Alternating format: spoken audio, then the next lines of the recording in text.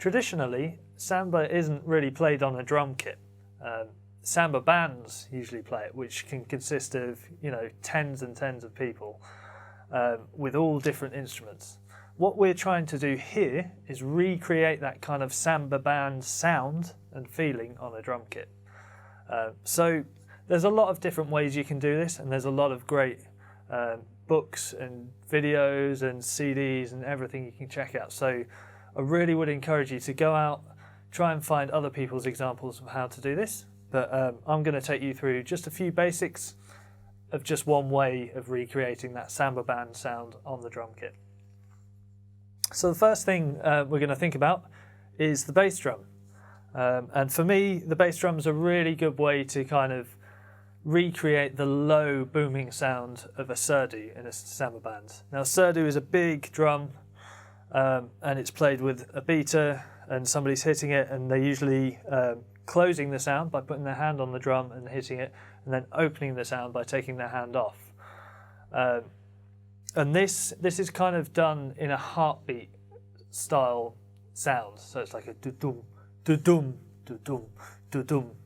So you get that kind of 1 and 3, 1 and 3, if we're thinking in 4/4. Now actually in this example, and the way Samba really is written, it's actually 2/2, meaning 2 minims in a bar. So a way to illustrate that would be to play the bass drum, and I'll play the kind of the surdo style rhythm, and I'll clap the 2/2. So instead of thinking 1, 2, 3, 4, 1, 2, 3, 4, 1, 2, 3, 4, 1, 2, 3, 4, it's more of a 1, 2, 1, 2, 1, 2, 1, 2. So we go 1, 2, 1, 2, 1, 2, 1, 2, 1. Okay? Now the really important thing to think about is those opens and closes of the surdo drum.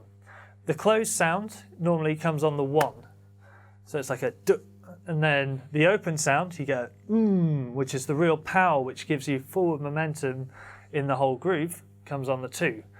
So try and recreate that with your bass drum. Even if you've got like a really flat, highly padded bass drum, which has like a really dull sound, if you're thinking of the sound, quite often that will come through. So if you're thinking 1, 2, 1, 2, and you're really leaning into that 2 and trying to give it a bit of extra power and a longer sound in your head, quite often that will come along in the groove and it will really give it a lift.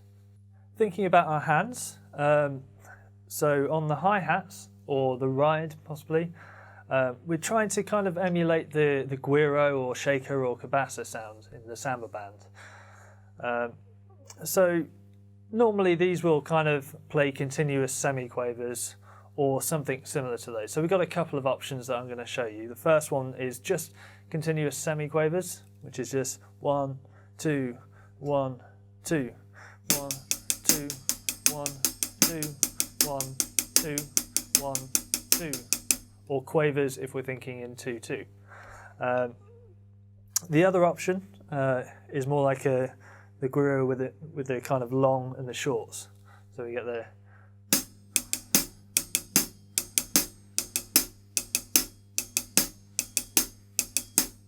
and we can think about the closed and open sounds of the surdo that we're emulating on the bass drum, and kind of help that here in the hi-hats and go.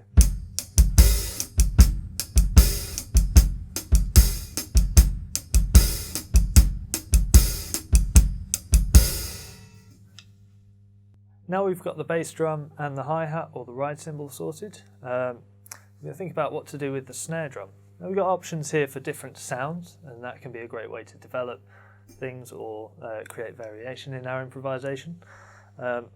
We can play a cross stick, we can play a normal snare drum open, or we can even take the snares off and play without the snares on with the snare open. Okay, all of which are equally valid sounds, I think. And the rhythm I'm going to show you is a Partido Alto rhythm, which is part of the kind of the vocabulary of Samba. Now this goes 1, 2, 3, 4.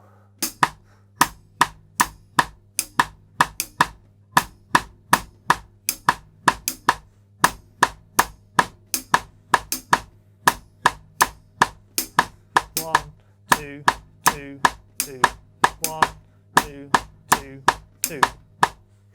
Okay, and put with the rest of the groove, that's going to sound like this.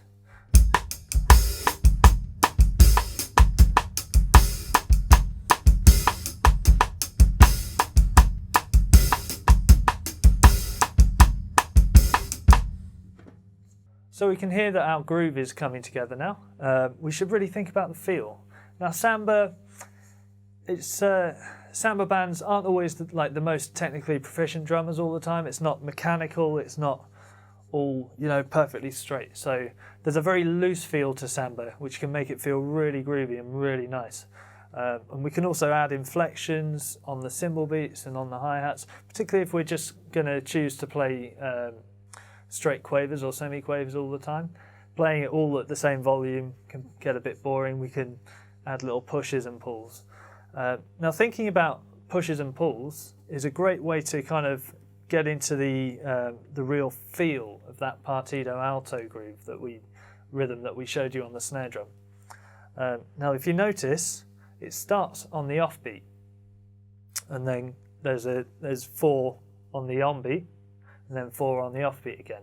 And this creates like a tension half and a release half, with the release being the onbeats. It's always nicer or more comfortable to feel something on the onbeat.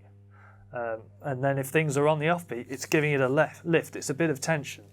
Now, it's a bit like yin and yang. There's a lot of examples in the world, in history and in nature and everything, where there needs to be a balance between the two.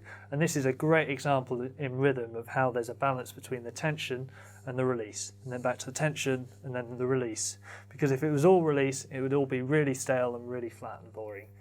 So, yeah, here's an example of me playing along to the tune, and see if you can spot the things I've been talking about.